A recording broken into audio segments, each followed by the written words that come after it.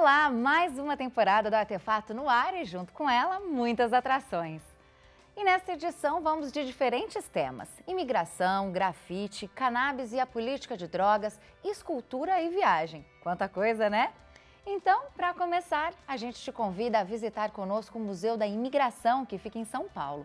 Um lugar que fala muito de nossas raízes, apresentando um entrelaçamento de memórias que permite que a gente faça uma verdadeira viagem no tempo. Então vamos conhecer esse lugar.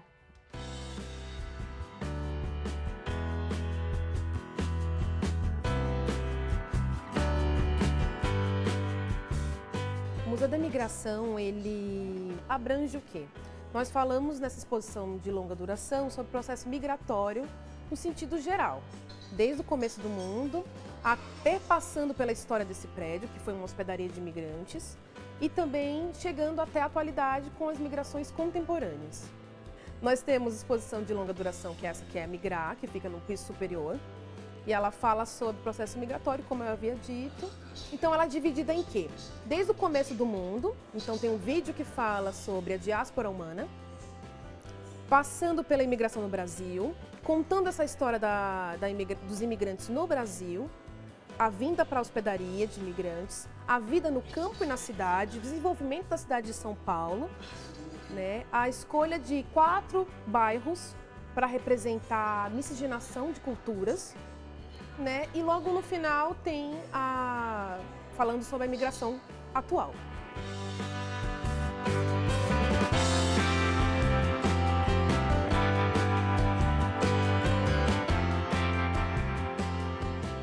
Esse lugar é um centro de referência para muitas pessoas que vêm buscar informações dos antepassados, dos parentes que passaram aqui. Então tem muita gente que vem para saber um pouco dessa história das suas raízes. Lá fora tinham guerras e aqui no Brasil estava acontecendo a abolição da escravatura. Era necessário porque já tinham vindo várias pessoas anteriormente à abertura desse lugar para fugirem dessas guerras, já estavam acontecendo. Então, quando aconteceu a abolição da escravatura, precisava de mão de obra para as fazendas. Então as pessoas pensaram, os governos pensaram, vou fazer acordos para trazer essas pessoas que estão necessitando dessa fuga, dessa saída desse país, de uma vida melhor, e construir essa vida aqui. A gente tenta buscar essas informações da migração contemporânea. Então temos contatos com centros de acolhida. Aqui atrás, o prédio ele foi dividido em 2, então metade do prédio, metade não, 30% do prédio é o museu, mas o restante virou uma instituição que também continua acolhendo pessoas, não só moradores de rua, mas pessoas também que vêm de outros países. Então nós temos vários parceiros que a gente tenta fazer essa pesquisa de contar a imigração hoje, né? Claro que a imigração hoje é um pouco diferente, por conta que antigamente a necessidade do Brasil de receber essas pessoas. Hoje em dia o Brasil está tendo necessidade de como receber essas pessoas que estão chegando.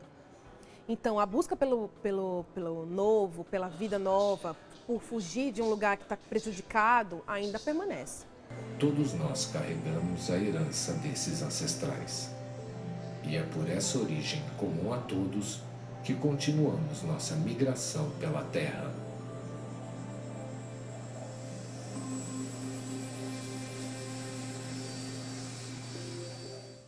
E agora tem estreia de um novo quadro. O Em Cena é um espaço onde artistas de diferentes áreas e estilos vão estar com a mão na massa e falando sobre o trabalho deles. Quem abre o quadro hoje é o grafiteiro J. Crepaldi.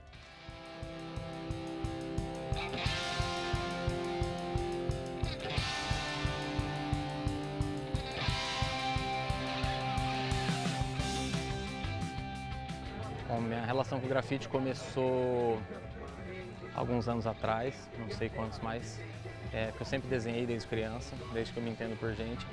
E fui convidado a fazer uma exposição no antigo Capela, que abriu. Daí eu fiz um trabalho de exposição lá com outros artistas e o L7M, que é grafiteiro miliano aí, me chamou e falou, vamos pintar um dia na rua e tal, porque ele falou, seu estilo ia ficar legal na rua e tal. Aí não parei mais até hoje, há uns anos isso aí.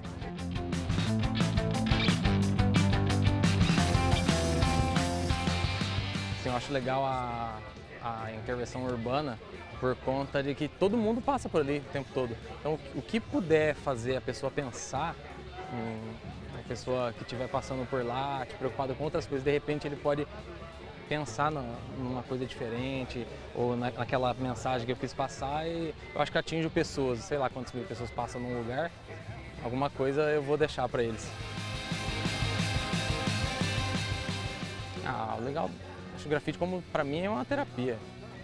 É a hora que eu esqueço todo o resto do mundo, eu acordo 2 horas depois, 3 horas depois, assim, ó. É muito louco. Como satisfação pessoal, assim, é muito gostoso.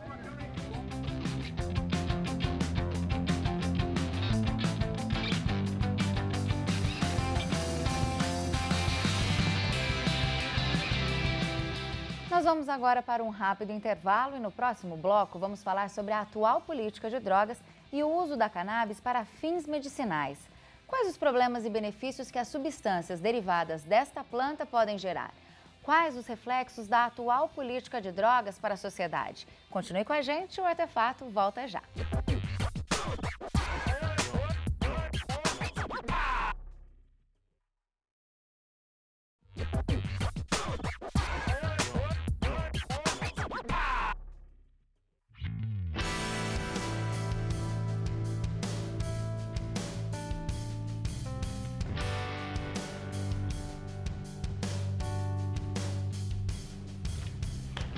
Renato, João. Tudo bem? Tudo bem? Bem, você? Tudo jóia, fica à vontade. Tudo bem, João, tudo bem? Tudo bom. Fica à vontade, gente. Obrigado. Muito obrigado. Bom, hoje nós vamos falar sobre um assunto que acho que ainda é um grande tabu, né, para a nossa sociedade, que é a cannabis e a atual política de drogas. Nós aqui do Artefato acreditamos que é só através de muita informação, né, cada vez mais informação, é possível formar uma opinião e eu acho que enxergar com maior clareza, né, tudo em relação a esse assunto, e por isso que nós convidamos vocês para esse programa. Então, para a gente até ter uma apresentação aqui para o pessoal de casa, né, o Renato Fileve é doutor em neurociências, né, e membro do CEBRID, que é o Centro Brasileiro de Informações sobre Drogas Psicotrópicas, e o João Mingorance da Silva, que é advogado criminalista, membro do LEIPSI, que é o Laboratório de Estudos Interdisciplinares sobre Psicoativos da Unicamp, e membro da Rede Reforma também, que é a rede jurídica pela reforma da política de drogas, certo? Perfeito. Doutor Renato, você que é da área da neurociência, né? Eu queria que você começasse explicando para a gente o que é a cannabis, né? Quais os efeitos dessa planta em nosso organismo? Bom, a cannabis sativa ela é uma planta asiática, né, de origem asiática, que se espalhou pelo mundo. E ela tem entre seus componentes uns componentes chamados canabinoides. Esses componentes canabinoides, eles de certa forma imitam algumas moléculas que nós mesmos produzimos, né? Como se fosse a nossa maconha endógena. E esse sistema de neurotransmissão, que nós chamamos de sistema endocannabinoide, ele tem, de uma maneira resumida, importantes funções para relaxar, para fazer o indivíduo comer, dormir, esquecer e proteger. E, em geral, esse sistema endocannabinoide está relacionado com processos fisiológicos, psicológicos, metabólicos e também patológicos do organismo. Agora, historicamente, se tem registros do consumo da cannabis desde quando, né, e com qual finalidade? A gente tem uns relatos, né, a respeito de uma farmacopeia chinesa, há cerca de 4 ou 5 mil anos atrás, antes de Cristo, há relatos nesse sentido. E há historiadores que eu posso fazer referência ao Henrique Carneiro, que sempre trabalhou a questão das drogas como indispensáveis ao desenvolvimento de inúmeras sociedades relacionadas com o desenvolvimento da linguagem, questões relacionadas a aspectos religiosos, aspectos medicinais e aspectos sociais. Então, a questão da maconha e de todas as drogas, ela possui essa questão transdisciplinar em relação a contextos sociais que a gente observa em inúmeras sociedades. Eu gostaria de assistir junto com vocês o trailer do documentário Ilegal, né, que é um filme de 2014, que apresenta casos de crianças e de alguns adultos também que necessitam de substâncias derivadas da maconha, né, para controlar diferentes patologias e que tem nas leis o maior obstáculo, né, para conseguir realizar o seu tratamento. Então a gente vai conferir um trechinho desse trailer. Anne de Bortoli, 5 anos, é a minha filha. É portadora de patologia muito rara e que dentre os sintomas tem crises convulsivas resistentes a todas as medicações possíveis no país. Justifico a solicitação de canabidiol baseado nos itens acima. Já que por lei eu não consigo ter uma coisa que beneficia tanto a minha filha, então eu sou uma traficante. A palavra é essa, é traficar. A maconha, ela não é nem uma erva maldita e nem uma erva milagrosa. Ela é uma erva que tem propriedades medicinais, sim.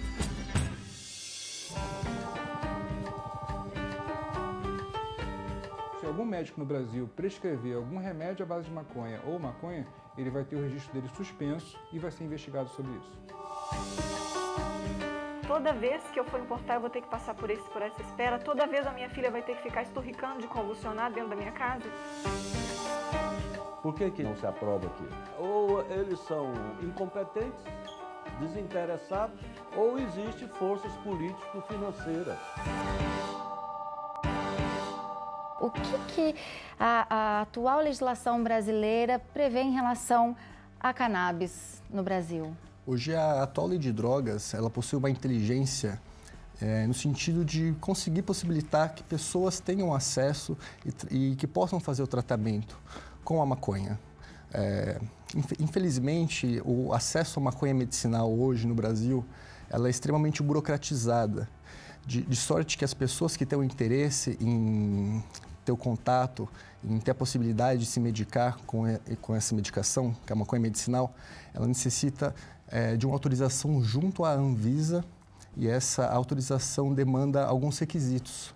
Dentre eles, um médico que tenha capacidade de estar prescrevendo. A maconha medicinal hoje, ela demanda uma autorização limitada a neuropatias, algumas neuropatias específicas, por exemplo, crianças com epilepsia refratária, pessoas que têm esclerose múltipla, fibromialgia, visto que a maconha medicinal, infelizmente, ela é compreendida como a última via possível de tratamento para a solução de algumas doenças. E nesse meio tempo, algumas pessoas acabam morrendo antes de conseguir, antes de conseguir o próprio medicamento. Sim. Até além das neuropatias, a cannabis ela pode ser usada também para outras patologias, doutor Renato? Sim, a cannabis ela tem um uso tradicional relacionado a seus benefícios terapêuticos que vão desde o tratamento de dores de origem do tecido nervoso, então ela é um potente analgésico. E isso descrito desde de épocas antigas, né, de povos, por exemplo, hindus ou chineses que trazem esse relato. Também a cannabis ela é usada para contenção de espasmos, né, por seu efeito relaxante. Então, o espasmo é como se fosse uma contração involuntária do músculo. E a cannabis ela promove esse relaxamento e também a diminuição de dores em decorrência desses espasmos. Além disso, os seus componentes eles são anticonvulsivantes. Então, por conta disso, ela pode ser usada em pacientes epiléticos.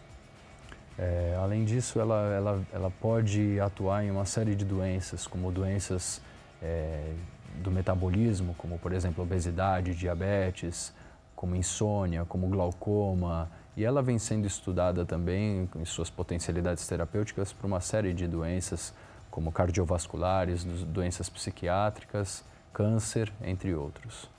Na opinião de vocês, qual é o reflexo causado pela atual política de drogas? Eu acredito que hoje a atual política de drogas, que tem um marco bem evidente no sentido de estabelecer diretrizes e ações pautadas por uma posição proibicionista nesse sentido, só tende a causar mais malefícios à sociedade do que as próprias drogas em si causam aos seus usuários problemáticos. em razão do proibicionismo, criar novas substâncias, em razão do proibicionismo das drogas, proibir que pesquisas sejam feitas, realizadas nesse sentido, incentivadas a serem desenvolvidas em nossa sociedade. A perspectiva proibicionista também contribui para um processo de superencarceramento da população jovem, negra e periférica. Isso são dados do Infopem. A gente já está visualizando que as organizações internacionais, tal como a ONU, outras entidades, reconhecem que a questão das drogas, a guerra às drogas, é um sistema falido que deve ser repensado, deve ser reformulado.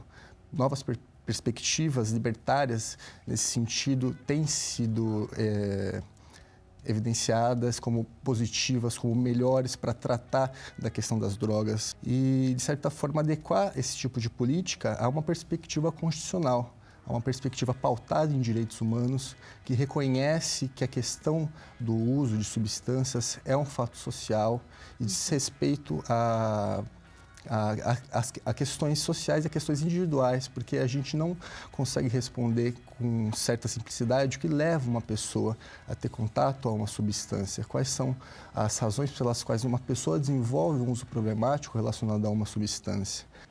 Eu queria enfatizar só uma questão, que eu acho que a proibição das substâncias, elas geram um reflexo negativo ainda maior nas pessoas que precisam daquela substância para um tratamento, como uma alternativa terapêutica.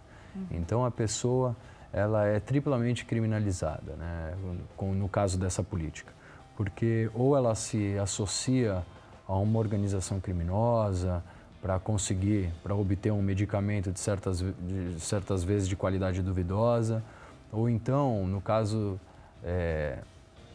da necessidade do medicamento e da ausência dele, ela pode ficar desguardada da atenção que ela necessita para fazer aquele tratamento e também, caso ela queira plantar na sua casa essa substância, ela pode ser comparada com um criminoso hediondo, né, ser presa por tráfico. Então, essa lei ela pune triplamente ainda um usuário, um paciente medicinal que precisa da maconha para a sua terapia. Sim, e assim como outros medicamentos, as substâncias extraídas da cannabis, né, da maconha, têm efeitos colaterais também, Renato? Tem, a maconha ela tem efeitos colaterais, né, como qualquer medicamento, mas o curioso é que a maconha, nos relatos da medicina, nunca houve na história humana uma morte por intoxicação pelo uso da maconha. A gente sabe de medicamentos que são comercializados e usados rotineiramente na clínica, né, como aspirina ou paracetamol, que matam milhares de pessoas por ano. Para o caso da maconha, organismos em desenvolvimento, então mulheres grávidas com feto na barriga, ou então adolescentes, deveriam ter uma cautela ao usar a planta, por conta da gente não saber quantificar, avaliar o que essa planta vem fazendo no desenvolvimento daquele organismo. Uma outra classe de pessoas que precisa tomar cuidado com a maconha são pessoas que têm em suas famílias pacientes esquizofrênicos ou pessoas que têm alguma síndrome psicótica. Nesses casos, a pessoa, mesmo que ela não apresente sintomas, ela tem que tomar cuidado porque ela tem uma herança genética e a maconha ela pode ser um disparador, né?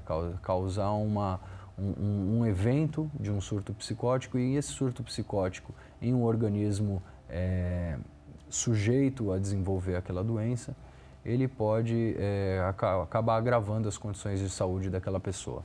E um outro grupo são os dependentes, né? A gente sabe que 9 em cada 100 pessoas que consomem maconha vêm a desenvolver a dependência pela maconha.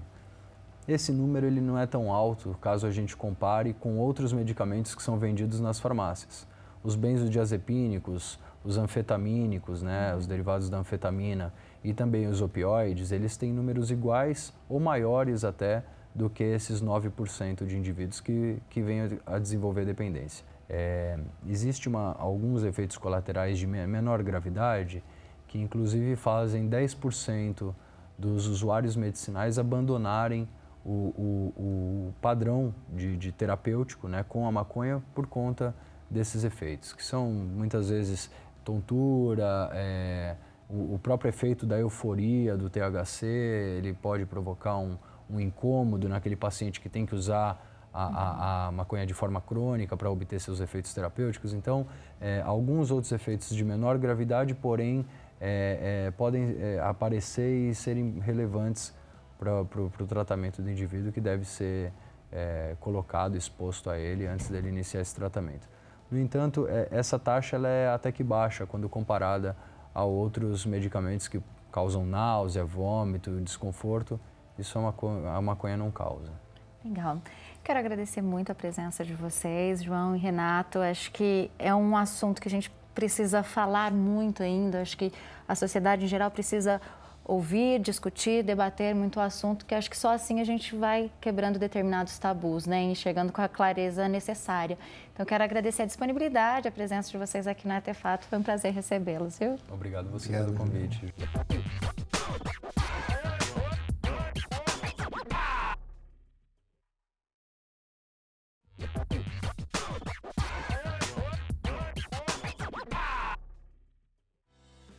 Mais uma estreia no programa de hoje. A cada edição você vai conferir nesse quadro histórias e inspirações relacionadas a viagens.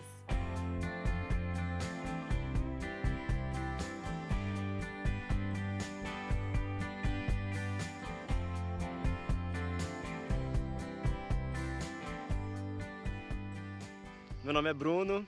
Em 2012, Réveillon de 2012 para 2013, nós fizemos uma viagem em 4 pessoas, uma turma da faculdade. Nós fomos para 3 países da América Latina, Bolívia, Peru e Chile. Essa viagem surgiu porque a gente queria também descansar, mas principalmente conhecer novas culturas, porque se for pensar só em descansar não é uma viagem muito adequada. Nós viajamos mais de 100 horas de ônibus no total. Nós fomos de São Paulo para Campo Grande de avião e depois todo o trajeto cruzando a Bolívia inteira, depois Peru até Cusco, descendo o Chile, voltando pela Bolívia, foi tudo de ônibus ou barco. Então foi cansativo nesse aspecto, mas é uma viagem que eu recomendo muito. Nós passamos por lugares incríveis. A Bolívia, desses 3, é o que eu tenho vontade de retornar, porque é uma riqueza cultural muito, muito incrível, assim. E La Paz foi a cidade que a gente ficou um pouco mais tempo, né? E a cidade é muito legal, tem muita coisa para fazer. Do Peru, o principal da nossa viagem foi Machu Picchu. De fato, tudo que as pessoas falam de Machu Picchu é verdade, é um lugar incrível para conhecer a história da América Latina, coisa que a gente não tem tão preservada aqui no Brasil e que lá a gente vê de uma maneira muito rica.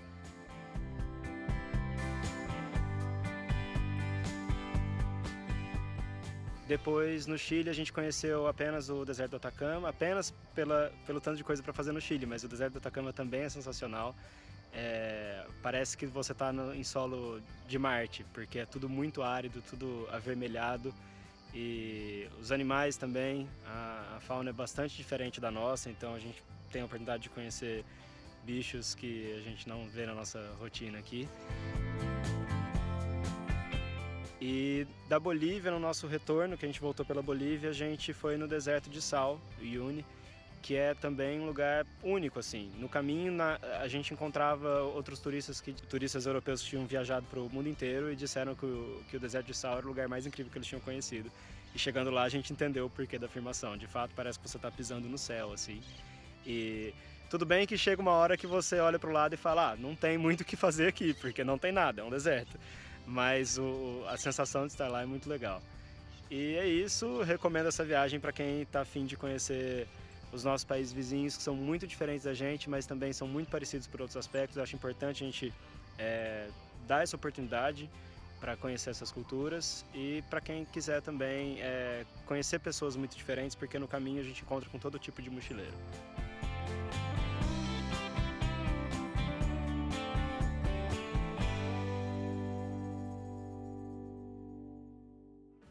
E vamos conferir agora o Mapeando, um quadro que é inspirado no projeto Mapa SP Artes Visuais da Unesp de Bauru e busca se aprofundar nas técnicas e inspirações de diferentes artistas visuais.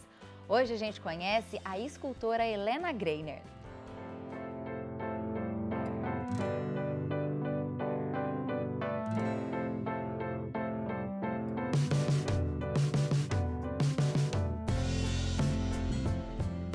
Eu sou gaúcha, mas morei muitos anos na Argentina, infância e adolescência. Isso contribuiu muito para meu comportamento para o resto da vida, inclusive meu sotaque. Nós mudamos para o Rio de Janeiro, estudando, normal, mas comecei a pintar óleo. Mas não durante muito tempo, porque eu tinha uma certa alergia ao cheiro da tinta. Mas eu não queria ficar sem fazer nada. Então eu comecei a fazer artesanato, trabalhei com cobre, com metais, fazia pulseiras, fazia coisas assim, sempre movimentando bastante as mãos. Aí mais uma mudança, casamos, tive 2 filhos, aí nós fomos então morar em São Paulo. São Paulo é aquela coisa maravilhosa, você tem muitos cursos, muitas exposições, palestras. Então eu passei a ter essa vida de um contato maior com a arte. Foi nessa época que eu resolvi fazer escultura. Além dessa inspiração, há o emocional. Então, coisas assim, o cotidiano, a rua, uma palestra, uma conversa, não falta, motivação não falta. Eu tenho um trabalho aqui, os braços são quadrados. E essa liberdade é o que me encanta na escultura. Porque você pode fazer uma cabeça cortada, como eu fiz ali, coisas assim extravagantes que não agridem, mas que transformam a obra numa coisa diferenciada.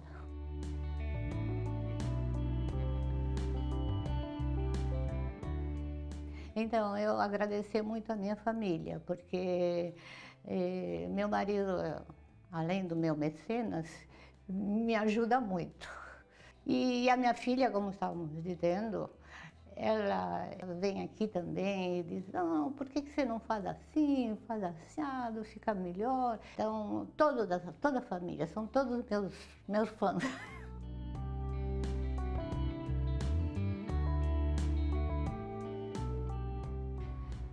Arte é pôr para fora tudo aquilo que o sentimento que eu tenho, de emoção, de beleza, de, digamos, materializar o meu pensamento. E gosto muito de estar no meu ateliê, é um refúgio.